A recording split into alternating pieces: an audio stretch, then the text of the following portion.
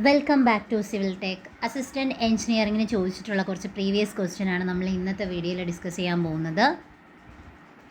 First question, the range of deformation where the material undergoes irreversible dimensional change is generally known as. So ഇതിൻ്റെ options elastic, plastic, creep, fatigue. അപ്പോൾ ഇതിൽ പറഞ്ഞിട്ടുള്ളത് range of deformation ആണ്. പക്ഷേ എങ്ങനെയാണ്? Material undergoes irreversible dimensional change എന്നാണ് പറഞ്ഞിരിക്കുന്നത്. Reversible എന്നല്ല, ഇറിവേഴ്സിബിൾ ഡയമെൻഷണൽ ചേഞ്ച് ആണ്. സോ നമ്മുടെ ആൻസർ വരുന്നത് പ്ലാസ്റ്റിക് ആണ്. നമ്മുടെ ആൻസർ പ്ലാസ്റ്റിക് ആണ് വരുന്നത്. Second question, the intersection of the plane of the neutral layer with the cross section of the beam is called. Neutral ലെയറിൻ്റെ കാര്യമാണ് പറഞ്ഞേക്കുന്നത്. ബീമിൻ്റെ ക്രോസ് സെക്ഷൻ ബേസ് ചെയ്ത് ആൻസർ വരുന്നത് neutral axis. Then third question, the ratio of shear modulus to Young's modulus for a material with Poisson's ratio of 0.25 is.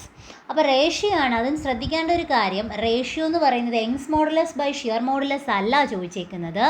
അവർ ചോദിച്ചിരിക്കുന്ന ratio എന്ന് പറയുന്നത് shear modulus by Young's modulus ആണ്. അപ്പോൾ ഇത് ചെയ്യുമ്പോൾ നമ്മൾ ആദ്യം ഇതിൻ്റെ റിലേഷൻ ആണ് എഴുതേണ്ടത്. സോ ഇതിൻ്റെ റിലേഷൻ എന്ന് പറയുമ്പോൾ E ഈസ് ഈക്വൽ ടു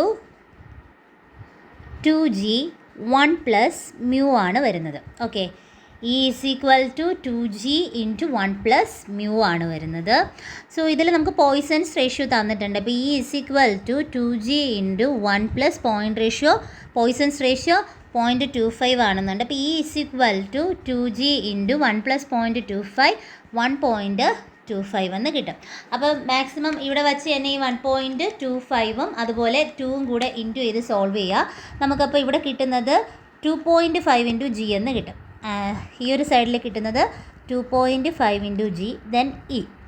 ഇനി നമുക്ക് പറഞ്ഞിരിക്കുന്നത് റേഷ്യോ എന്ത് കണ്ടുപിടിക്കാനാണ്? റിജിഡിറ്റി മോഡുലസ് അല്ലേ? മോഡുലസ് ഓഫ് റിജിഡിറ്റിയും ഷിയർ മോഡുലസും യങ്സ് മോഡുലസിൻ്റെ റേഷ്യോ ആണ് പറഞ്ഞിരിക്കുന്നത്. സോ അപ്പോൾ അത് ചെയ്യുന്ന സമയത്ത് G/E കാൽക്കുലേറ്റ് ചെയ്യാനാണ് പറഞ്ഞിരിക്കുന്നത്. സോ അത് കാൽക്കുലേറ്റ് ചെയ്യുന്ന സമയത്ത് ഈ 2.5 അപ്പുറത്ത് പോകുമ്പോൾ 1/2.5 എന്നാണ് വരുന്നത്. 1/2.5 എന്ന് പറഞ്ഞാൽ ആൻസർ നമുക്ക് 0.4 വരും. Answer 0.4. Fourth question, a composite bars consists of 2 bars of cross-sectional area and Young's modulus of A1, E1 and A2, E2 respectively. Compactability condition requires the stresses in the bars sigma1 and sigma2 to be the related as. ഈ തന്നിരിക്കുന്ന ഓപ്ഷനിൽ ഏതാണെന്നാണ് നമ്മൾ നോക്കേണ്ടത്. Composite bar എന്ന് പറയുമ്പം എപ്പോഴും നമ്മൾ സ്ട്രെയിനാണ് ഈക്വലായിട്ട് എഴുതുന്നത്. സോ അപ്പോൾ എങ്ങനെയാണ് ചെയ്യുന്നതെന്ന് നോക്കാം. അപ്പോൾ കോമ്പോസിറ്റ് ബാറാണ്, സ്ട്രെയിനാണ് ഈക്വലായിട്ട് ഞാനിപ്പം ചെയ്യാൻ പോകുന്നത്. So E1 is equal to E2. Strain കണ്ടുപിടിക്കുമ്പം E1 എന്താണ് വരുന്നത്? E1 എന്ന് പറഞ്ഞാൽ sigma1/E1 is equal to sigma2/E2 എന്ന് വരും. അപ്പോൾ നമുക്ക് sigma1/sigma2 എന്നും അതുപോലെ E1/E2 എന്നും എഴുതാം. ഈ എക്സ്പ്രഷൻ നമുക്ക് ഉണ്ടോ എന്ന് നോക്കാം.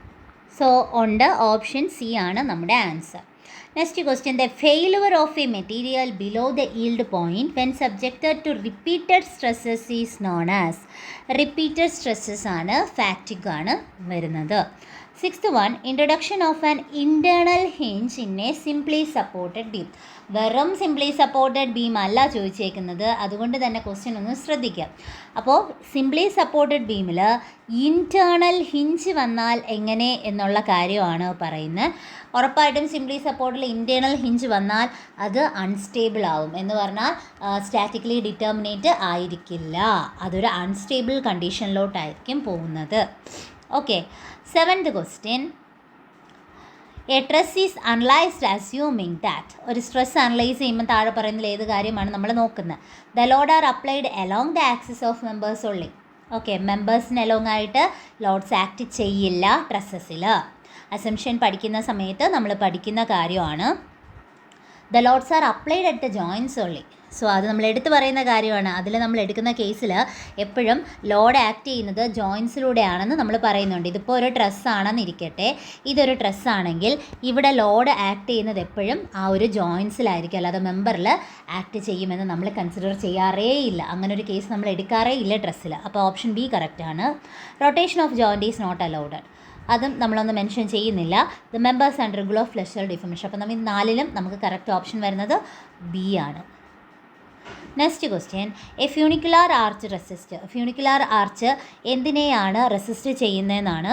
സോ നമ്മുടെ ആൻസർ വരുന്നത് കംപ്രഷൻ ഒള്ളിയാണ്. ഫ്യൂണിക്കുലാർ ആർച്ച് എന്ന് പറയുന്നത് കംപ്രഷൻ ഒള്ളിയാണ് വരുന്നത്. കംപ്രഷൻ മാത്രമായിരിക്കും ഫ്യൂണിക്കുലാർ ആർച്ച് റെസിസ്റ്റ് ചെയ്യുന്നത്.